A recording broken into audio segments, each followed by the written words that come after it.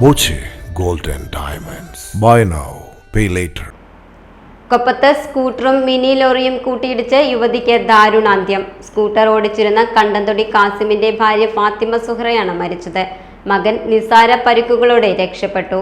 നിയന്ത്രണം വിട്ട വാഹനം നിരവധി വാഹനങ്ങളിലേക്ക് ഇടിച്ചു കയറി. കൊപ്പം പോലീസ് സ്റ്റേഷന് മുൻവശത്താണ് അപകടമുണ്ടായത്. പുലാമന്തോൾ ഭാഗത്തു നിന്നും കൊപ്പം ഭാഗത്തേക്ക് വരികയായിരുന്നു മിനി ലോറി. കൊപ്പം ഭാഗത്തു നിന്നും വിളയൂർ ഭാഗത്തേക്ക് പോകുകയായിരുന്നു ഫാത്തിമ സുഹ്റയും മകനും. ഗുരുതര പരിക്കേറ്റ സുഹ്റയെ പെരിന്തൽമണ്ണയിലെ സ്വകാര്യ ആശുപത്രിയിൽ എത്തിച്ചെങ്കിലും മരിച്ചു. കൂടെയുണ്ടായിരുന്ന മകൻ നിസാര പരിക്കുകളോടെ രക്ഷപ്പെട്ടു. ഫാത്തിമ സുഹ്റയുടെ സ്കൂട്ടറിൽ ഇടിച്ച മിനി ലോറി പോലീസ് സ്റ്റേഷന് മുന്നിൽ നിർത്തിയിട്ട ഒരു ബൈക്കിലും 2 കാറുകളിലും ഒരു സ്കൂട്ടറിലും ഇടിച്ചാണ് നിന്നത്. സംഭവത്തിൽ കൊപ്പം പോലീസ് കേസെടുത്തു.